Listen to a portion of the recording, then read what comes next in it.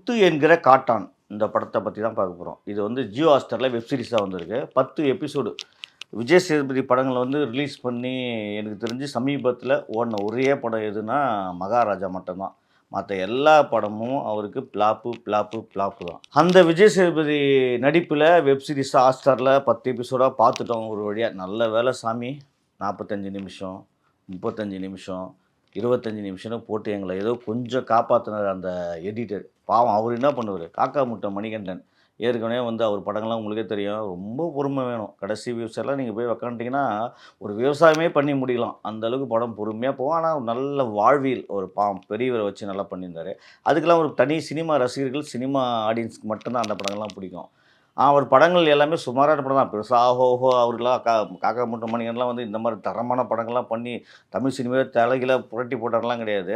சரி, அவருக்கு விஜய் சேதுபதி இன்னொருத்தர் பார்த்தீங்கன்னா, அவருக்கு இப்போ இதில் என்ன பிரச்சனைன்னு தெரில. இந்த 10 எபிசோடே வந்து எல்லாம் 1/2 மணி நேரம் 3/4 மணி நேரம் தான். இதில் இன்னொரு டைரக்டரோட கூட சேர்த்துட்டு எடிட்டர் டைரக்டராக மாறிட்டார். இது யாருக்கு பிரச்சனைன்னு தெரியாது. இது ஹாட்ஸ்டாருக்கும் விஜய் சேதுபதிக்கு பிரச்சனையா, இல்லை விஜய் சேதுபதிக்கும் மணிகண்டனுக்கும் பிரச்சனையா? இதில் பார்க்கறதுக்கு 2 டைரக்டரான். இது என்னடா படம் 2 டைரக்டர்னு பார்த்தீங்கன்னா, சரி ஒரு புலனாய்வு புலியாக இருப்பாங்க இந்த படத்தில். அப்படியே வந்து மலையாள படம், ஹாலிவுட் படம்லாம் கரைச்சி குடித்து இந்த தமிழ் சினிமாவே மாற்ற போகிறாங்க. ஒரு பயங்கரமான இன்வெஸ்டிகேஷன், கொலை, த்ரில்லர், ஆர்ஆர் த்ரில்லரில் வந்து இந்த படம் மிரட்ட போகுது. புது ஜானர் எடுத்திருக்காரு. அவர் எப்படியோ கொஞ்சம் கிராமத்து சேனலில் எடுத்திருந்தார்.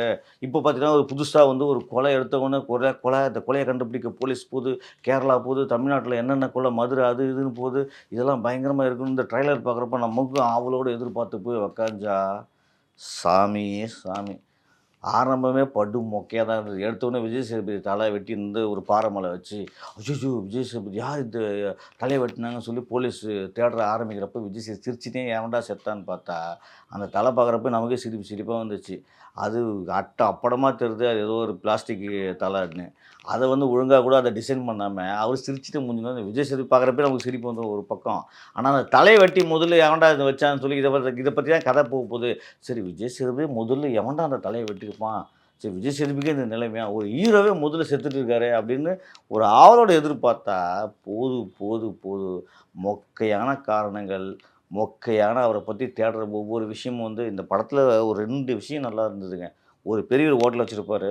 அந்த ஹோட்டலில் சாப்பிட்ற வரப்போ ஒருத்தன் அந்த முதலாளி வந்து அவர் ரொம்ப கீழ்த்தரமாக நடத்துவான்.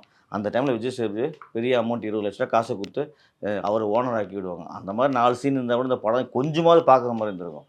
அது மாதிரி ஒரு 2 சீனை தவிர மற்ற எல்லாமே படு மொக்கையாக இருந்தது. இந்த கோடாங்கி ஹெட் கான்ஸ்டபிளாக வராரு, அவங்க ஒய்ஃபு பார்வதி. அந்த அம்மா வந்து வயசான வீட்டில் ஆடு மேய்க்குது. ஓகே, கிராமத்தில் இப்படி இருப்பாங்க. ஆனால் அது எபிசோடு ஃபுல்லாக அது ஒரு சீன் இதுக்கு சம்மந்தம் இல்லாமல் வரும். அவர் ஒரு சீனில் சண்டை போட்டால் புருஷன் பொண்டாட்டி, மாமியார் மருமக ஒரு சீனில் சண்டை போட்டால் பரவாயில்ல, இல்லை 2வது எபிசோடில் சண்டை போட்டால் பரவாயில்ல. ஏன் 10 எபிசோடுமா சண்டை போட்டு காமிச்சுன்னு இருப்பாங்க. அது பார்க்கறதுக்கே அவ்வளோ கடுப்பாக இருந்தது. இது வெப் சீரிஸாக இல்லை டிவி சீரியலான்ற அளவுக்கு ஆகிப்போச்சு நமக்கு.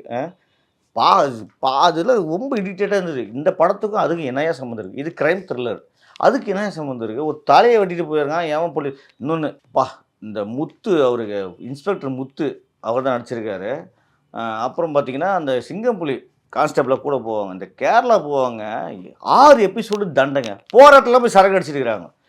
நீங்கள் போய் ஏதோ கண்டுபிடிங்க, கேஸு கண்டுபிடிங்க. இங்கே ஒயின் ஷாப் இருக்கா, இங்கே சரக்கு கடை இருக்கா, இங்கே போய் சரக்கு அடிக்கலாமா?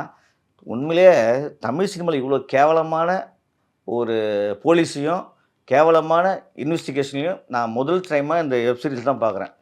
போகிற இடத்துல சரகஸ்ட்டு மலர்ந்து கிடப்பார். போகிற இடத்துல சரகஸ்ட்டு இந்த மூத்த பாரியா என்னவன், இந்த மூத்த பாரியா என்னவன், இதையே பேசி 6 எபிசோடு சரக்கு அடிக்கிற வேலை தான் இந்த போலீஸுக்கு. கிளைமேக்ஸில் கூட போகிறான் அந்த பையன்கிட்ட முடிகிறப்ப சரக்கு இருக்காடு கேட்டு சரகஸ்ட்டு அப்படி நிற்பாங்க. இந்த சரகுக்கு இந்த படத்துக்கு என்ன சம்மந்தம் இருக்குது?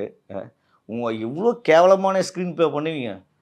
அவ்வளோ கேவலமான ஸ்க்ரீன் ப்ளேவாக இருந்தது இந்த முத்து என்கிற காட்டுத்தனமாக இருந்தது. பார்க்குறப்ப ரொம்ப சகிக்கல.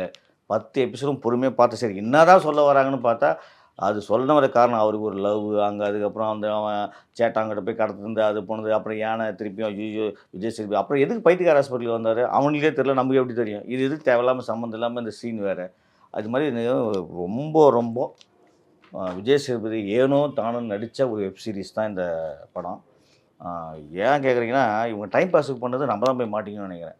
இவங்க டைம் பாஸுக்கு படம் பண்ணதை நம்ம ஏதோ விஜய் சேதுபதி படம் ஹாஸ்டாருக்கே கேவலம்னு வச்சுங்க இந்த மாதிரி படம்லாம் போகிறது. ஏதோ விஜய் சேதுபதி அப்படின்னு நினச்சி நம்ம போய் உட்காந்தா அவ்வளோ கேவலம் வந்து அதே டைம் பாஸ் வரும்போது லிங்க் கட்டிக்கினே வண்டி ஓட்டிகிட்டு அது விற்கிறது ஆட்டுப்புழுக ஐயோ சாமி இதுக்கு மேலே பேசினா எனக்கு தான் பைத்தியம் பிடிக்கும் இந்த படத்தை பற்றி இந்த வெப்சீரிஸை பற்றி. அதனால் அப்பா இது தயவு செஞ்சு உங்களுக்கு பொறுமை நான் சொல்கிறதெல்லாம் கேட்டு எப்படி தான் இருக்குது என்னடா இவன் இப்படி கழுவி ஊற்றிருக்கானேன்னு நீங்கள் பார்க்குற தெம்பு இருந்தால் நீங்கள் போய் பாருங்கள். மற்றபடி நடித்தவங்களாம் அவர் எப்போவுமே மணிகண்டன் படத்தில் நடிகவங்களும் நல்லா நடிக்க வச்சுருவார். அது மாதிரி அடித்த கோ ஆர்டிஸ்ட் எல்லாருமே நல்லா நடிச்சிருந்தாங்க. மியூசிக் நல்லா இருந்தது, கேமரா ஒர்க் நல்லா இருந்தது. விஜய் சேதுபதி பெரிய மனசு தான். ஏன்னா ஜூனியர் ஆர்டிஸ்ட்டாக அந்த அம்மா ஒரு 50 படம் பண்ணியிருப்பாங்க.